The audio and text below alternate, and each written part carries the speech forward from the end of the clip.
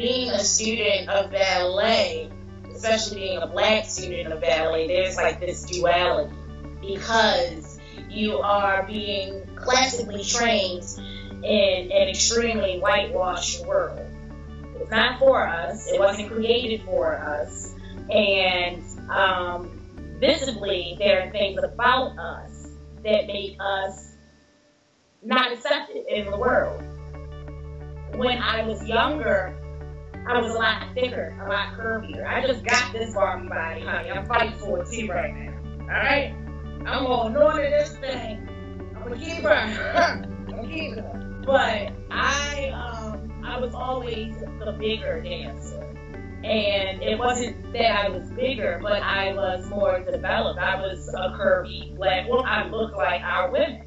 Going into the dance studio, the automatic assumption would be that I was a hip-hop student or that I was there for African class. We can do more than that. And that's what the main struggle was for me growing up, was how to find my place in both worlds as a curvy black woman and as this classically trained ballerina.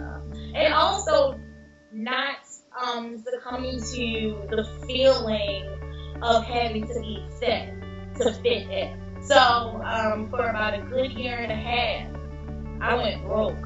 No, maybe a good 2 years period straight.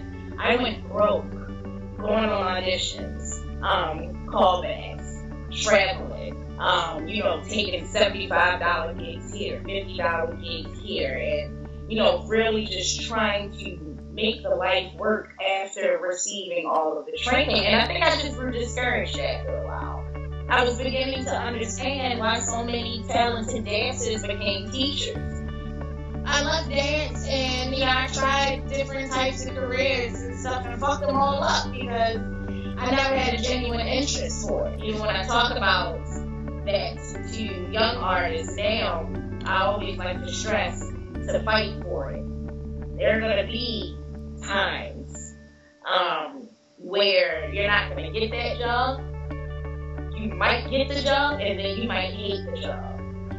But, you still have to fight for it, at least until you get to a point where you have developed enough knowledge to be able to create something for yourself.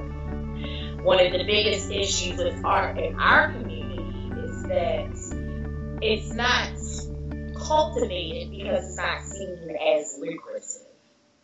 Once you get to a point where you're not seen as successful, you can allow yourself to believe that, okay, maybe it's time to wrap it up. And, so I wrapped it up for a little bit, and then I went to corporate America for a bit. I worked at Comcast, Blue Cross Blue Shield. Got fired from all of those jobs. Didn't give a fuck. I wasn't supposed to be there, girl, I was even at the police for a little bit. Fucking up. Really figuring out who I was. I knew I ain't like none of that shit.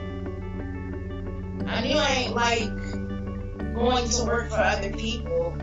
And I think that's why I never aspired to grow in someone else's company.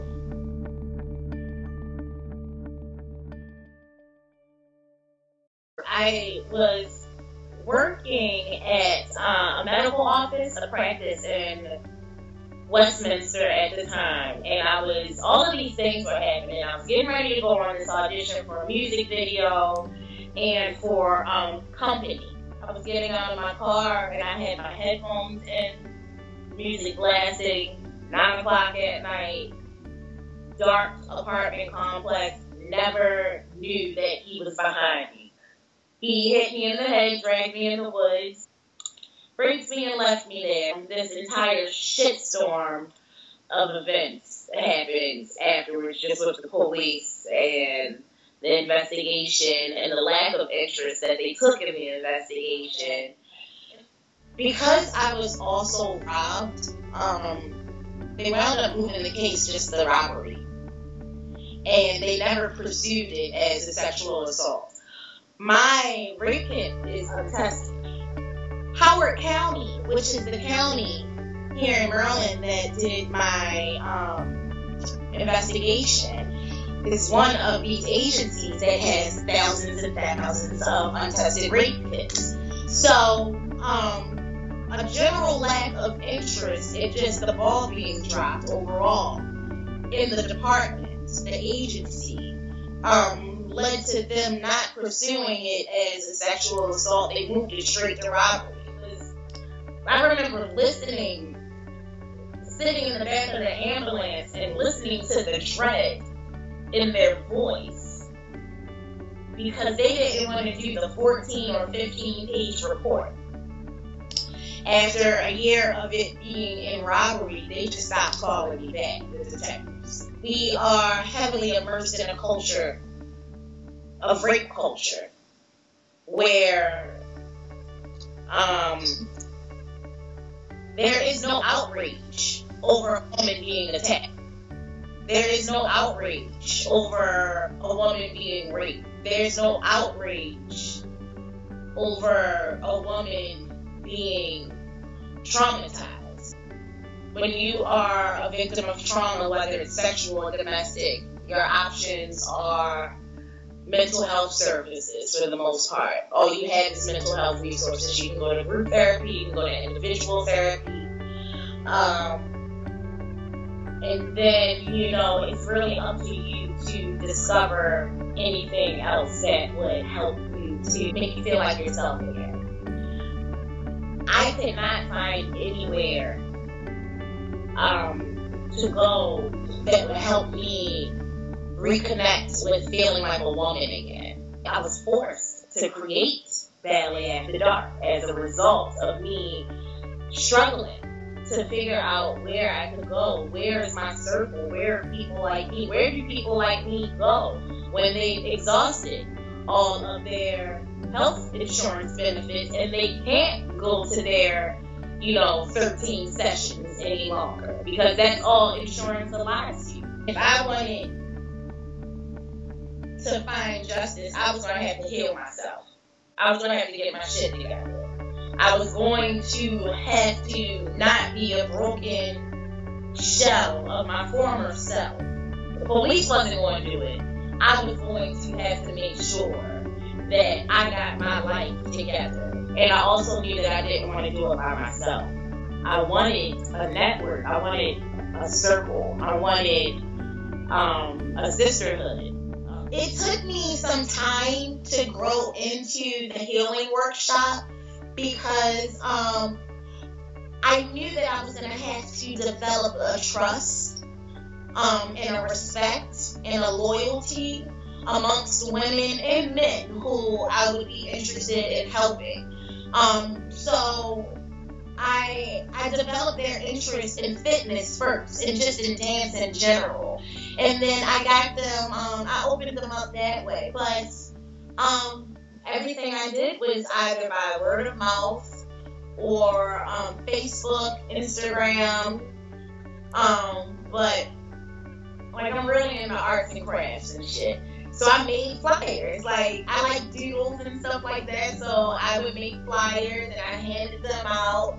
It was really tough in the beginning because a lot of women wouldn't give me a chance. It was just something new, just come check out this new workout. It's a ballet-infused workout. It's something new for women of, all body types. And that was my biggest thing. I wanted to make sure demographics were shattered. I wanted to make sure stereotypes were shattered. I wanted to make sure body types, were shattered. So I wanted it to be a very inclusive class. And the day that we had the class, it was about 35 women that showed up.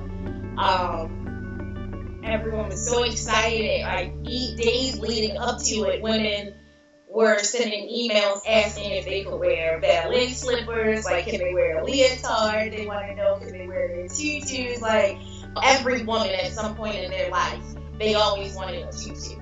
Every single woman. I don't care who you are. I don't care who you are. You could be the butchest female in the world. You can eat weights.